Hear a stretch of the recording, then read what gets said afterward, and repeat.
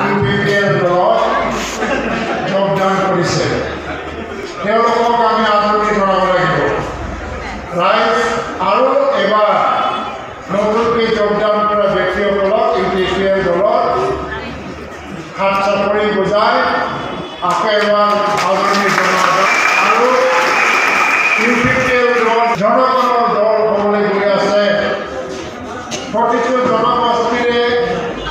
আদৰৰ এটা ৰাজনৈতিক দল হ'বলৈ যে গৈ আছে ইয়াৰ কোনো সন্দেহ নাই সেইকাৰণে আপোনালোকে আজি কোনোবা UPPL দলত যোগদান কৰিবৰ কাৰণে যে যদি চিন্তা কৰি আছে কিন্তু বিভিন্ন সৰু সুৰা কথাক লৈ আহিব পৰা নাই তো এইটো এটা উপযুক্ত সময় এই সময়তকৈ বেছি উপযুক্ত সময় হয়তো বা নাই যে যি সময়ত UPPL দলত আপোনালোকে যোগদান কৰিলে তাৰ সুফল পাবলৈ আৰু বেছি দিন নাই আপোনালোকে সুফল পাবই তাৰ ফলাফল পাবই আপোনালোকে সেইকাৰণে এই দলত যোগদান কৰিবৰ কাৰণে কোনোবা যদি চিন্তা চৰ্চা কৰি আছে আৰু ইয়াত আহিব পৰা নাই বিভিন্ন সৰু সুৰা কাৰণত তেওঁলোকক মই অন্তৰৰ পৰা আদৰণি জনাইছোঁ আহ্বান জনাইছোঁ যে এই সময়তে আপোনালোকে এই দলত যোগদান কৰক UPPL দল যেতিয়া গঠন হৈছিল তেতিয়াই আমি ধৰ্মনিৰপেক্ষ এটা দল হিচাপে এই দলক ভোট দিব লাগে বুলি সংবিধান ৰচনা কৰিছিল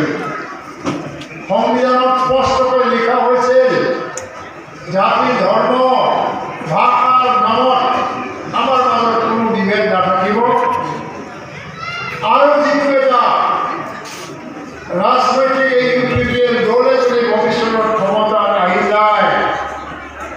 তেতিয়া উন্নয়নৰ যিবিলাক সা সুবিধা ভাষাৰ অধিকাৰ সংস্কৃতিৰ অধিকাৰ ভূমিৰ অধিকাৰ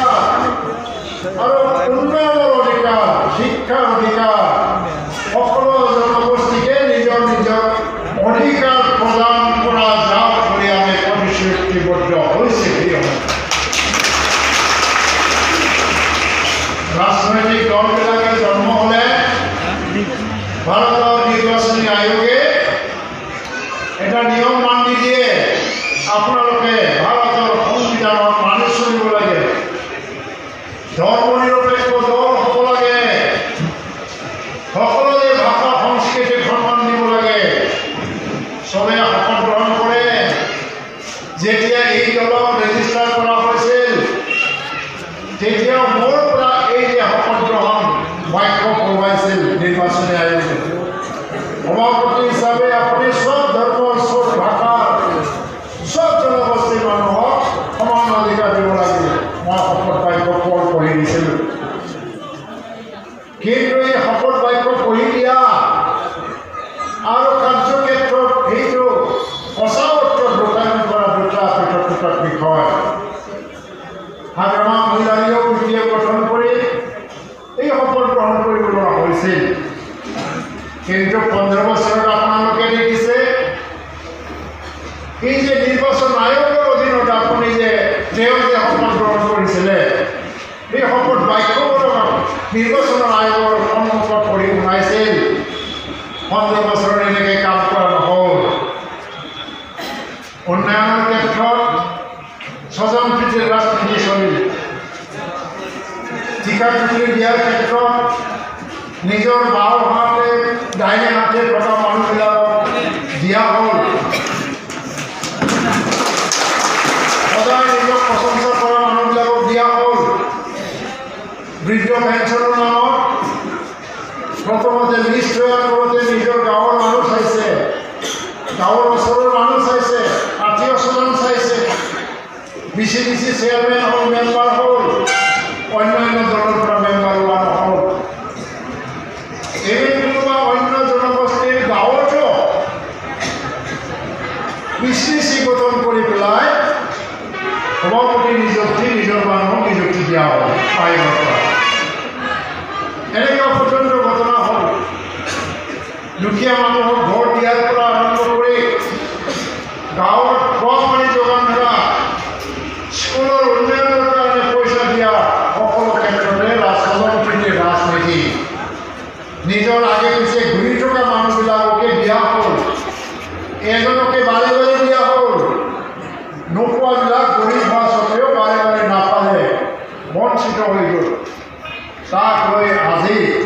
বিভিন্ন জনগোষ্ঠীৰ মনত এটা সন্দেহৰ জগতজনী জাগি উঠিছে। জাতিবাদৰ নামত, সম্প্ৰদায়ৰ নামত সাম্প্ৰদায়িক ৰাজনীতি খেলা হ'ল নেকি? বড়োবিলাকক সন্দেহ কৰিছে, অকল এইটো বড়োবিলাকৰ কাৰণে বনাই লৈছে নেকি? অন্যান্য জনগোষ্ঠীৰ মাজত এনেকুৱা প্ৰশ্ন আহিল, অথচ বড়ো জনগোষ্ঠীৰ মাজতো সেই বঞ্চনা ৰাজনীতিৰ বলিও লগা হৈছে বড়ো মানুহবিলাকে। এই যে ভুল বুজাবুজি কোনে দূৰ কৰিব?